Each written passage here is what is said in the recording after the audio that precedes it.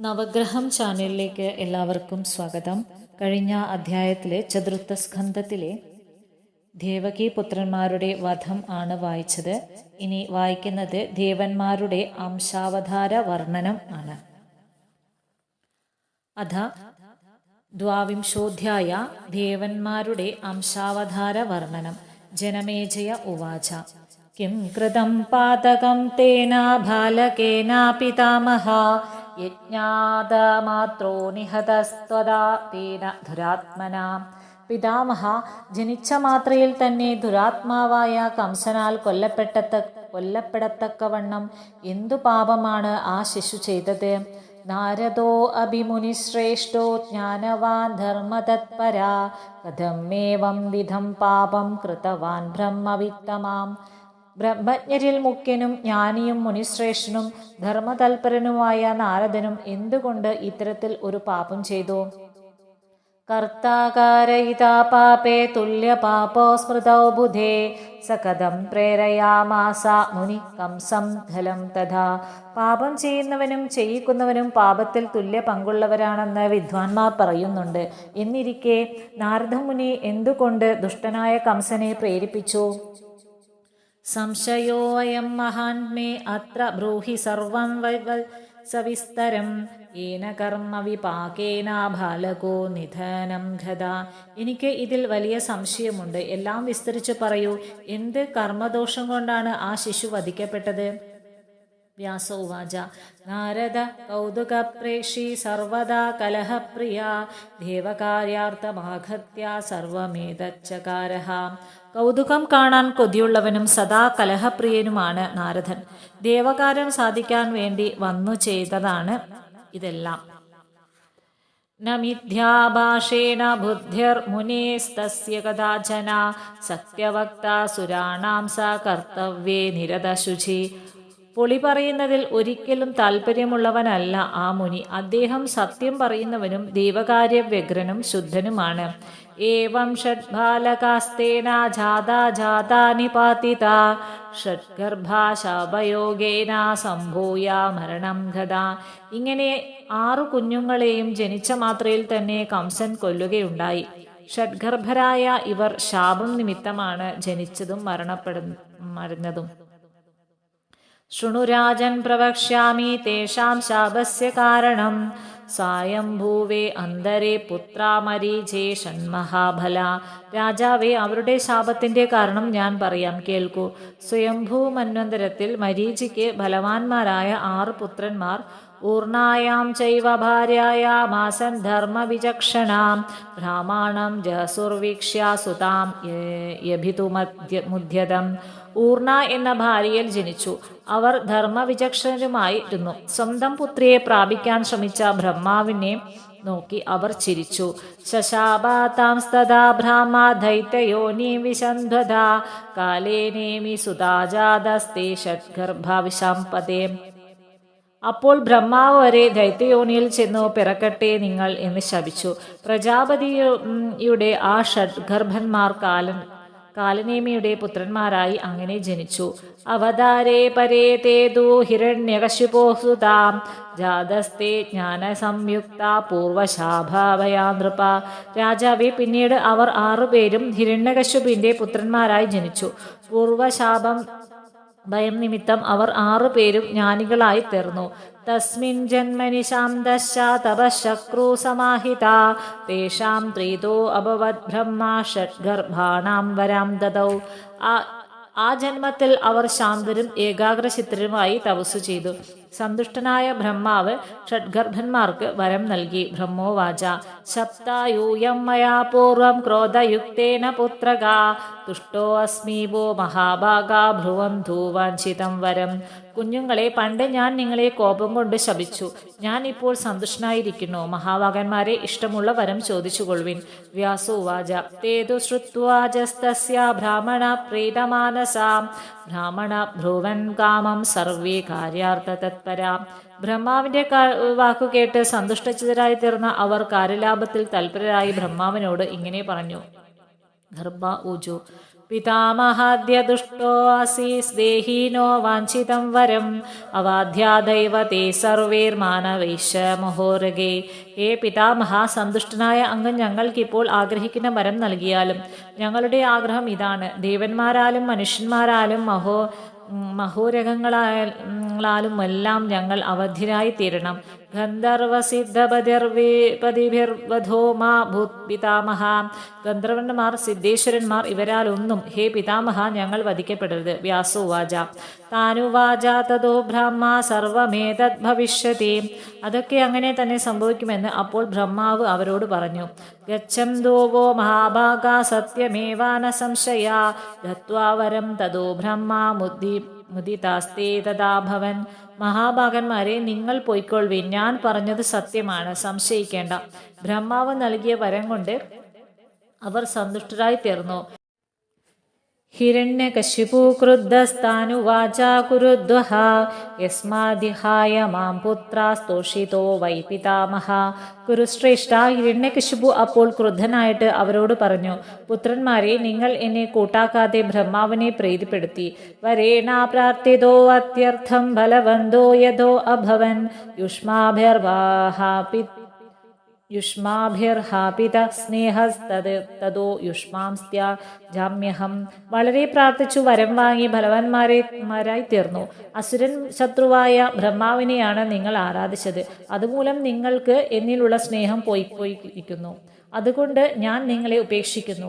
യൂയം വ്രജന്തു പാതാളേ ഷഡ്ഗർഭാ വിശ്രുതാ ഭുവി പാതാളേ നിദ്രയാവിഷ്ടാസ്തിഷ്ടം ധൂബഹുവത്സരാൻ.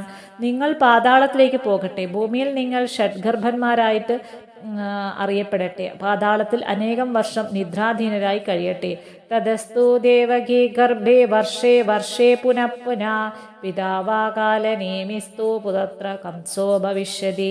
പിന്നെ ദേവകിയുടെ ഗർഭത്തിൽ ആണ്ടുതോറും ഓരോരുത്തരായി ജനിക്കട്ടെ.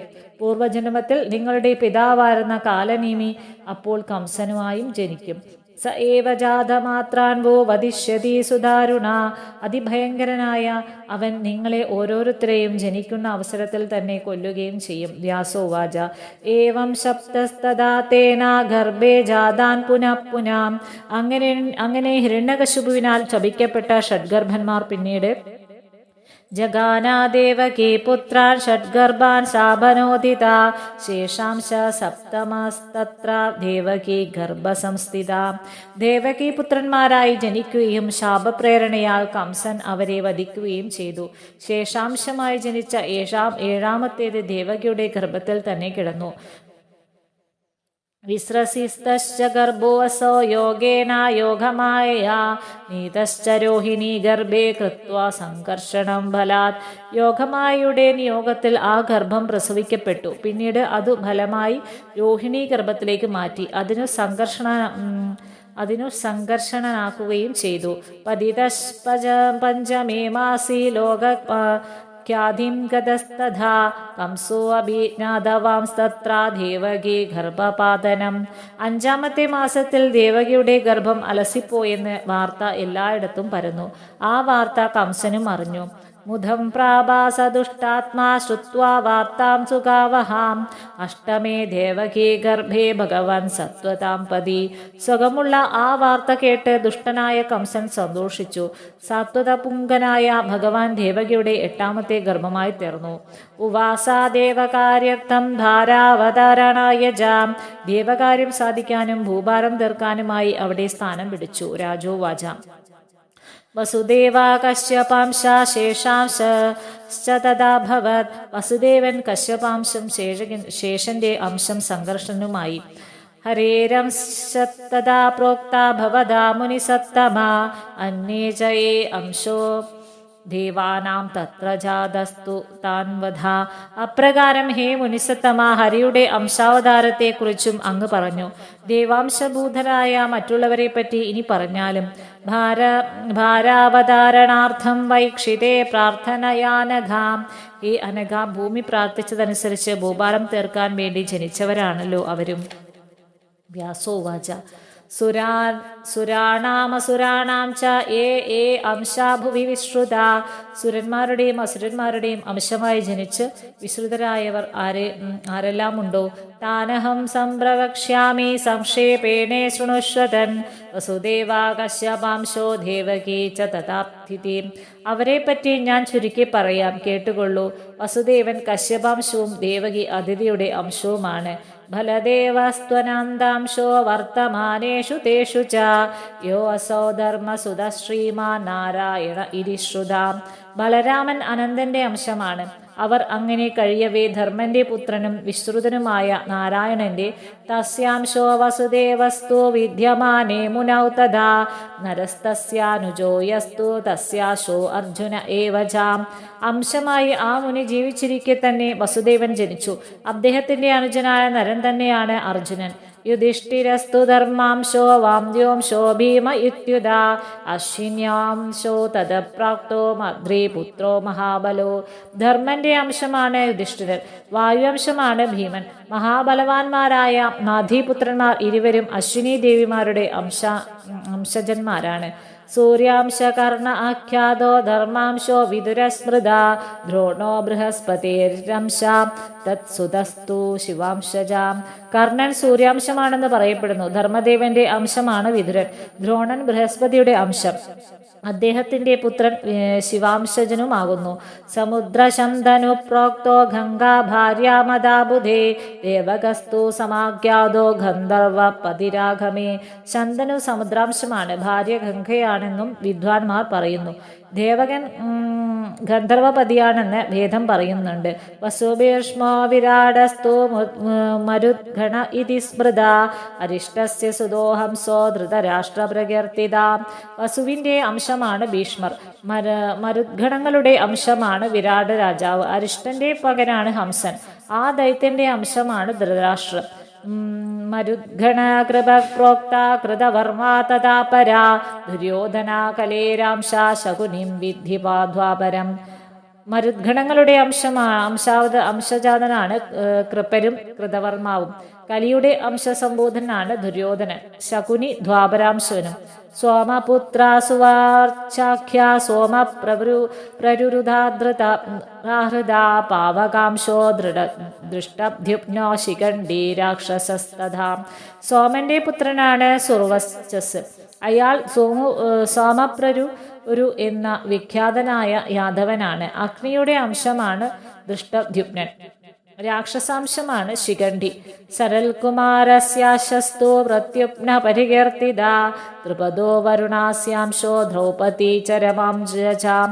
സനൽകുമാരന്റെ അംശമാണ് പ്രത്യുപ്നൻ. വരുണന്റെ അംശമാണ് ദ്രുപൻ. രമയുടെ അംശമാണ് ദ്രൗപദി. ദ്രൗപദി തനയാ പഞ്ച വിശ്വദേവാംശജ സ്മൃത കുന്തി ധൃതിർമാദ്രി ഭദർഗാംധാരരാജ. ദ്രൗപദിയുടെ 5 പുത്രന്മാർ വിശ്വദേവകളുടെ ജന്മന്മാരാണ്. കുന്തി സിദ്ധിയുടെയും മാദ്രി ധൃതിയുടെയും ഗാന്ധാര രാജപുത്രി ബുദ്ധിയുടെയും അംശജരാണ്. കൃഷ്ണപത്ന്യസ്തദാ സർവ ദേവരാരാംഗന സ്മൃത രാജാനശ്ച തഥാ സർവേ അസുരാ ശക്രനോധിതാം. ദേവസ്ത്രീകളാണ് കൃഷ്ണപത്നിമാരല്ല. ശക്രൻ കൊന്ന അസുരന്മാരാണ് രാജാക്കന്മാരായി ജനിച്ചവർ. ഹിരണ്യകശിപോരാംശ ശിശുപാല ഉദാഹൃതാം വിദ്രചേതർജരാസംദ ശല്യ പ്രഹ്ലാദ ഇത്യഭി. ഹിരണ്യകശുവിന്റെ അംശമാണ് ശിശുപാലൻ. വിദ്രചിത്തിയുടെ അംശം ജരാസന്ധൻ. ശല്യർ പ്രഹ്ലാദന്റെയും അംശമാണ്. കാലനേമീസ്തദാ കംസ കേശി ഹയശിരസ്തദാ അരിഷ്ടോ ബലിപുത്രസ്തു ഗോകുലേ ഹദാം. കാലനേമിയാണ് ഹംസൻ. ഹയശിരസാണ് കേശി. ബലിയുടെ പുത്രനാണ് ഗോകുലത്തിൽ കാളയായി വന്നു കൊല്ലപ്പെട്ട അരിഷ്ടൻ. അനുഷ്ഹ്ലാദോ ധൃതകേതുർഭഗധത്തു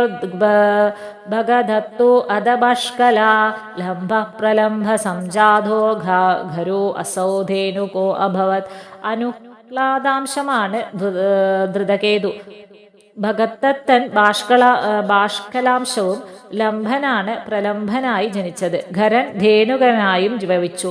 വാരാഹശ്ച കിശോരശാധ്യ ദൈത്യോ പരമാധാരുണൗ മല്ലൗ താവേവ സംജാതോ ഖ്യാതോ ചാനൂരമുഷ്ടികൗ. വരാഹനും കിശോരനും ഭയങ്കരന്മാരായ രണ്ടു ദൈത്യന്മാരാണ്.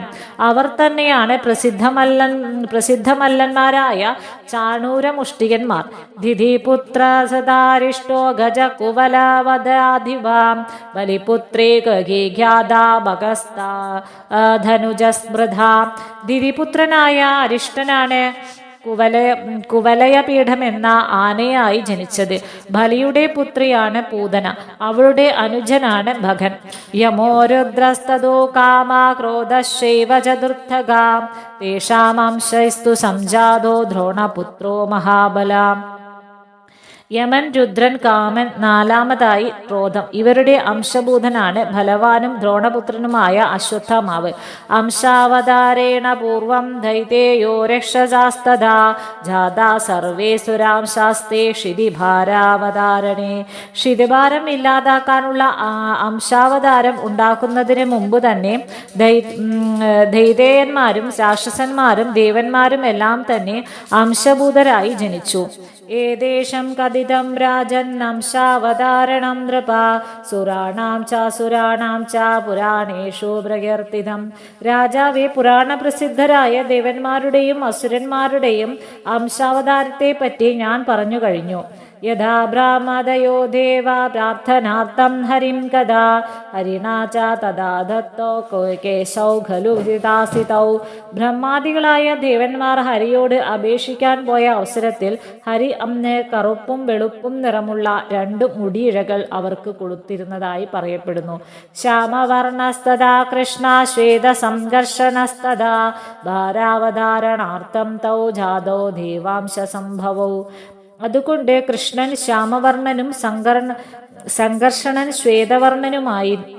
അവർ ഭൂമിയുടെ ഭാരം തീർക്കാൻ ജനിച്ച ദേവാംശരാണ്. അംശാവതരണം ചൈത ശൃണോതി ഭക്തിഭാവതാ സർവപാപവിനിർമുക്തോ മോദത്തെ സ്വജനേർവൃതാം. ഭക്തിയോടുകൂടി ഈ അംശാവതാരങ്ങളെ കുറിച്ച് കേട്ടാൽ സർവപാപങ്ങളിൽ നിന്നും മുക്തനായി സ്വജനങ്ങളോടുകൂടി സുഖിക്കാൻ ഇടവരും.